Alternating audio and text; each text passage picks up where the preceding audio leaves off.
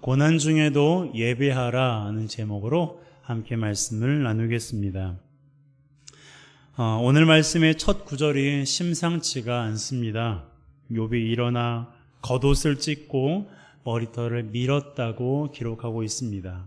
이것은 고대 근동에 살던 사람들이 슬픔과 비통함을 표현할 때 취하는 행동입니다. 그러니 욥에게 무슨 일이 일어난 것이 분명해요. 그 일은 너무나 끔찍한 일이었습니다. 더 끔찍한 것은 그 일이 하루 만에 일어났다는 거예요. 그가 겪은 일들이 어떠한 일인지 알고 계시겠지만 우리가 다시 한번 말씀으로 확인을 해보고 싶습니다. 자, 첫 번째 사건은 스바 사람의 습격인데요. 욥기 1장 15절입니다. 함께 읽습니다. 스바 사람이 갑자기 이르러 그것들을 빼앗고 칼로 종들을 죽였나이다. 나만 홀로 피하였으므로 주인께 아뢰러 왔나이다. 스바는 아라비아 남서쪽에 위치한 도시인데요. 그곳에 있는 사람들이 예고도 없이 갑자기 들이닥쳐서 욥의 가축을 빼앗고 종들을 죽인 것입니다. 너무나 갑작스럽게 일어난 일이라 욥은 적잖은 충격을 받았을 거예요. 하지만 그 일에 대해서 생각할 겨를이 없었어요. 왜냐하면 하늘에서 불이 내려와 양과 종들이 죽임을 당했다는 소식이 연이어 전해졌기 때문입니다. 자, 16절입니다. 함께 읽습니다. 그가 아직 말하는 동안에 또 한 사람이 와서 아뢰되 하나님의 불이 하늘에서 떨어져서 양과 종들을 살라버렸나이다. 나만 홀로 피하였으므로 주인께 아뢰러 왔나이다. 하나님의 불은 일반적으로 하나님의 사람들을 심판하실 때의 도구로 사용하는 것입니다. 학자들은 아마 그 불이 번개가 아니었을까라고 추정하는데요. 어쨌든 그 불로 인해서 욥의 양과 종들이 죽임을 당했어요. 이 또한 욥에게는 적잖은 충격이었을 것입니다. 자신이 하나님께 심판받을 만한 일을 한 적이 없었거든요. 그가 완벽한 사람은 아니지만 그래도 최소한 이렇게 하나님께서 불을 내려서 심판하실 만큼 그렇게 큰 죄를 범하지는 않았어요. 하지만 이에 대해서 하나님 앞에 뭐라 좀 항변도 하고 싶은데 그럴 겨를이 없었어요. 왜요? 이번에는 갈대아 사람이 욥의 낙타를 빼앗고 종들을 죽였다는 소식이 이전의 사람이 말하는 동안에 욥에게 전해졌기 때문에 그래요. 자, 17절입니다. 함께 읽습니다. 그가 아직 말하는 동안에 또 한 사람이 와서 아뢰되 갈대아 사람이 새 무리를 지어 갑자기 낙타에게 달려들어 그것을 빼앗으며 칼로 종들을 죽였나이다. 나만 홀로 피하였으므로 주인께 아뢰러 왔나이다. 갈대아 사람은 티그리스 강 주변에 거주했던 사람들인데요. 후에는 바벨론 제국을 형성하는데 일조했던 사람들입니다. 그들이 갑자기 습격을 한 거예요. 그래서 낙타를 빼앗고 종들을 죽인 것입니다. 정신을 못 차릴 정도로 사건이 줄줄이 이어지고 있는 거예요. 그래서 갑자기 이게 무슨 일인가 하고 생각을 좀 해보려고 하는데 들리지 말아야 할 소식이 전해졌어요. 그의 자녀들이 죽었다는 소식이었습니다. 19절이에요. 함께 읽습니다. 거친 들에서 큰 바람이 와서 집 내 모퉁이를 치매 그 청년들 위에 무너짐으로 그들이 죽었나이다. 나만 홀로 피하였으므로 주인께 아뢰러 왔나이다 한지라. 욥에게는 10명의 자녀들이 있었어요. 그들이 첫째 자녀의 집에서 음식을 먹고 있었을 때에 갑자기 태풍으로 인해 집이 무너진 것입니다. 그로 인해 10명의 자녀들이 하루아침에 죽임을 당한 거예요. 이처럼 욥은 하루 만에 연이어 끔찍한 일을 당했어요. 횟수로 따지면 4번을 당했는데요. 고대 근동에서 숫자 4는 완전함을 상징한다고 합니다. 즉 4가지 재앙은 욥이 당한 일이 총체적인 시련이고 완전한 비극임을 암시하고 있는 거예요. 특히 자녀들의 죽음은 그를 죽음보다 더한 고통으로 몰아넣었을 것이 분명합니다. 여러분, 이것이 욥이 겉옷을 찢고 머리털을 밀게 된 이유예요. 그는 지금 극한의 슬픔과 비통함을 겪고 있습니다.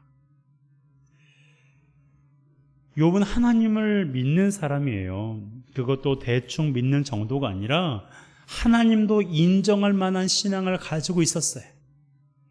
온전하고 정직하여 하나님을 경외하며 악에서 떠난 자다라고 욥기 1장 1절에 명시하고 있습니다. 하나님도 인정할 만한 그런 사람이었습니다. 그런 사람에게 이런 끔찍한 일이 일어났다는 게 도무지 믿겨지지가 않는 거예요. 그것도 한 번도 아닌 4번씩이나 말입니다. 그런데요, 생각해보면 이것은 욥에게만 해당되는 일이 아니에요. 우리에게도 믿겨지지 않을 만큼 괴로운 일이 일어나지 않았습니까? 지금까지 살아온 세월들을 되돌아보면 믿겨지지 않을 만큼 힘들고 괴로운 일을 아마 여기 계신 분들 가운데 겪지 않으신 분들이 거의 없을 거예요. 욥이 당한 것과 똑같지는 않겠지만 어떻게 나에게 이런 일이 있을 수 있나 라고 싶을 만한 일을 겪기도 했습니다. 자녀로 인한 슬픔, 배우자로 인해서 겪은 아픔들, 집안 사람들로 인해서 당한 억울함, 직장이나 학교에서 당하는 괴로움, 교회에서 겪은 어려움, 그리고 자연재해와 흉악한 범죄로 인해서 당한 그런 비통함. 그런 일들을 지금까지 살아오면서 한두 가지 정도는, 아니 더 많은 부분들을 아마 여러분들이 겪으셨을 거예요. 어떤 죄를 지었기 때문이 아닙니다. 무슨 큰 잘못을 했기 때문에 우리가 그런 고통을 겪은 게 아니에요. 물론 죄로 인한 것이라면 하나님께서 죄로 인한 것이라는 사실을 깨닫게 하실 거예요. 그럴 때는 다윗처럼 철저하게 회개하면 돼요. 그러면 하나님께서 불쌍히 여겨주시거든요. 하지만 그렇지 않다면 어떡할까요? 내가 하나님 앞에 어떤 죄를 지은 것도 아니고 이런 고통과 슬픔과 아픔과 비통함을 당할 만한 그런 큰 잘못을 한 것도 아님에도 불구하고 내가 그런 일들을 당한다면 우리는 어떻게 해야 될까요?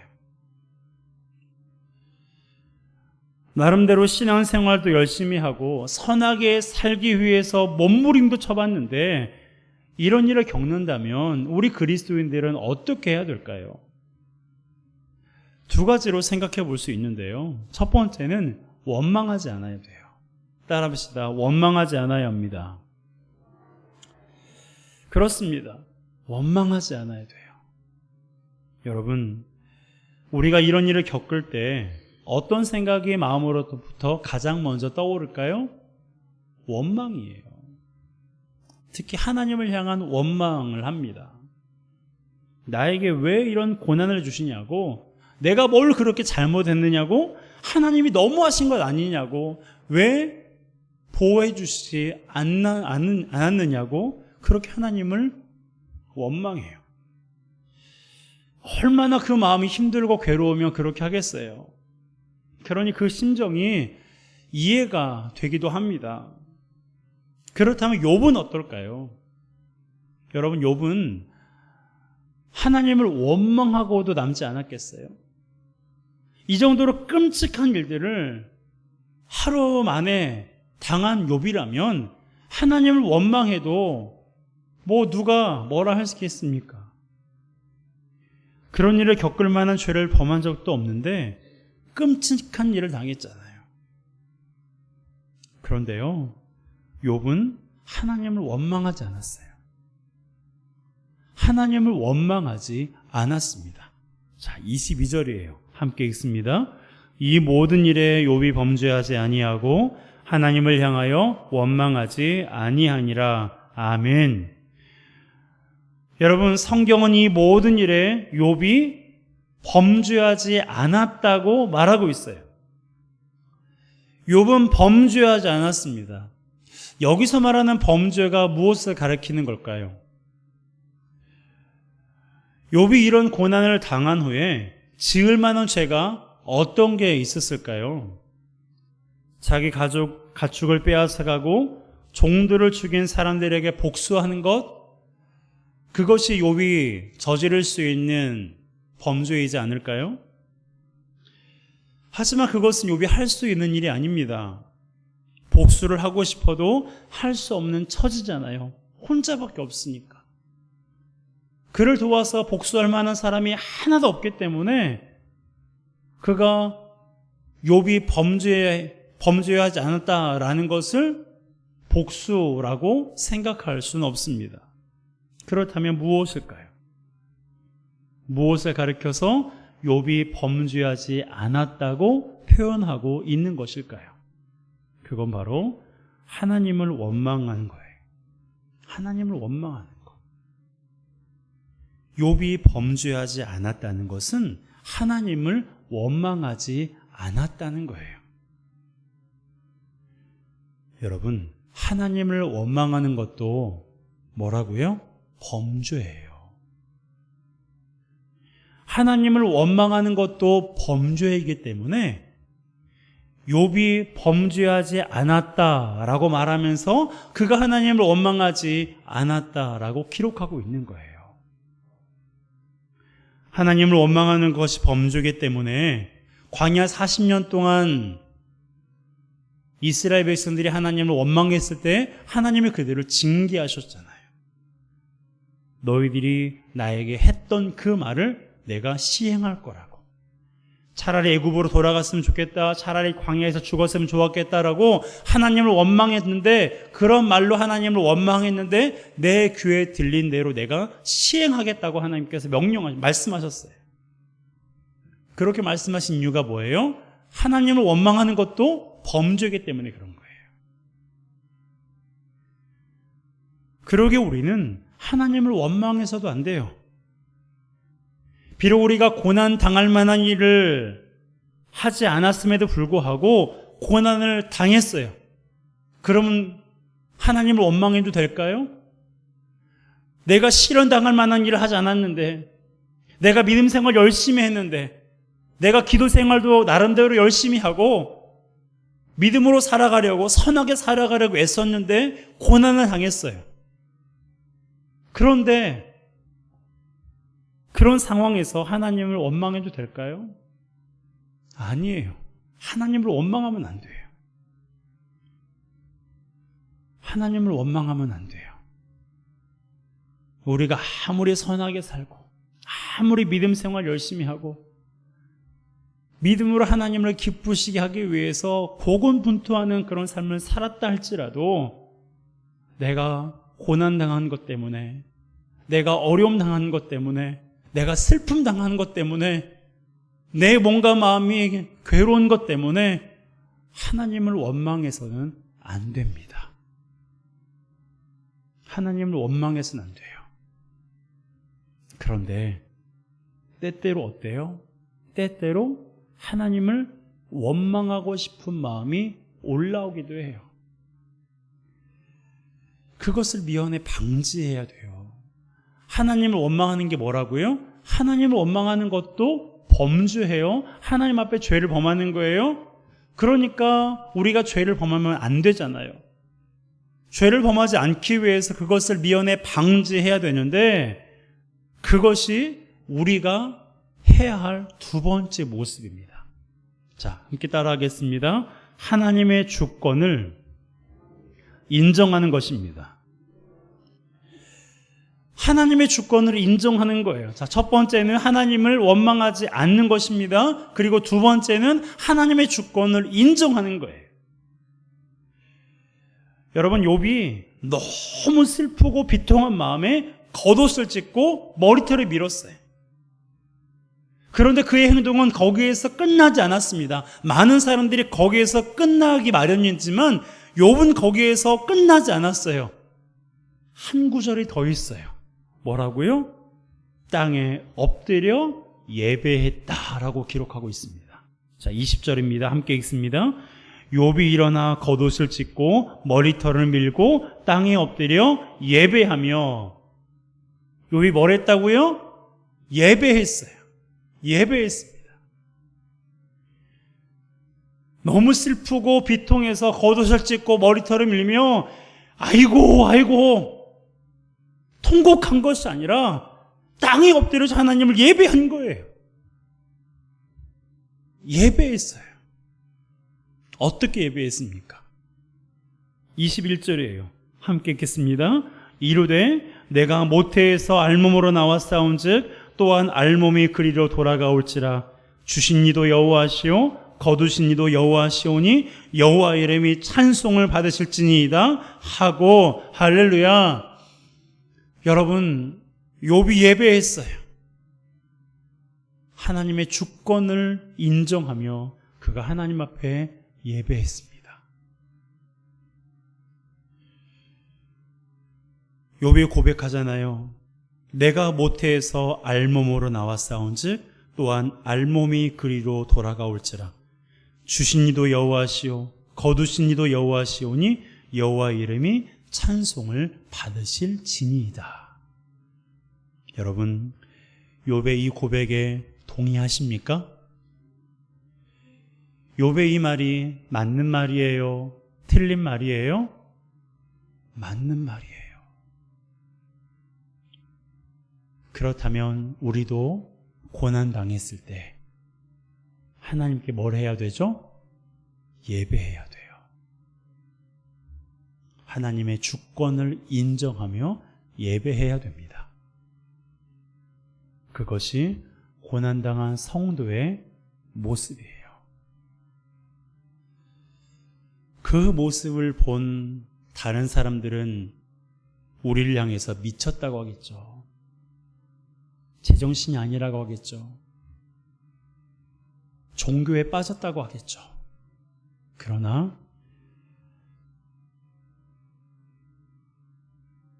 나에게 왜 이런 일이 일어날까라고 생각될 정도로 그러한 고난과 아픔을 우리가 겪었을 때, 그러한 괴로운 일을 당했을 때 우리가 해야 될 것은 하나님을 원망하는 것이 아니라 하나님의 주권을 인정하는 거예요.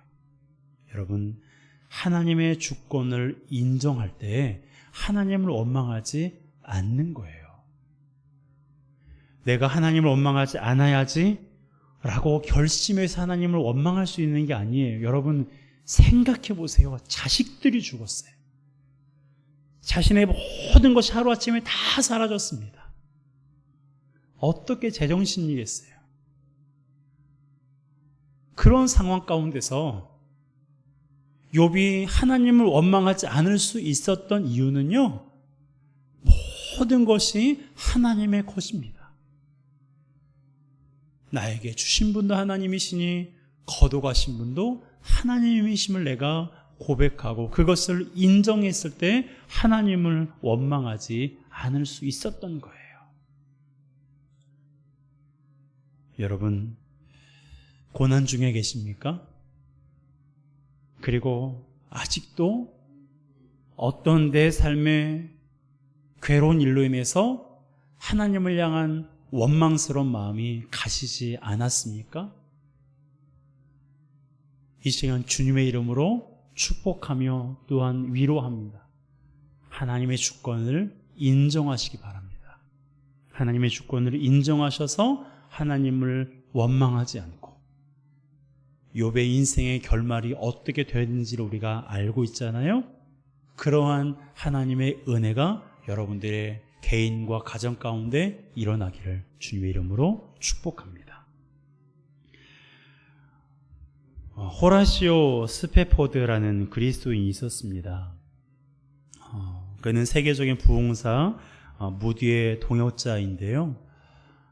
무디와 항상 함께 하면서 물심양면으로 그의 사역을 도왔던 사람이에요. 그런데 1870년에 4살 된 아들을 열병으로 잃었습니다. 그리고 이듬해에는 시카고에 큰 화재가 있었거든요. 그 화재로 인해서 자신의 집과 대부분의 재산을 잃었어요. 그럼에도 불구하고 하나님을 원망하지 않고 무디와 함께 계속해서 복음 사역을 이어나갔습니다. 그러다 1873년에 아내가 몸이 아파서 유럽으로 가려고 계획을 세웠는데 이 스페포드가 갑자기 처리할 비즈니스가 생겨서 아내와 4딸만 먼저 배에 태워서 보냈습니다. 하지만 9일 뒤에 가족이 탄 배는 대서양 한가운데서 영국의 철갑선과 충돌해서 12분 만에 침몰했습니다. 아내는 기적적으로 살아 돌아왔지만 4딸은 그 사고로 목숨을 잃었어요.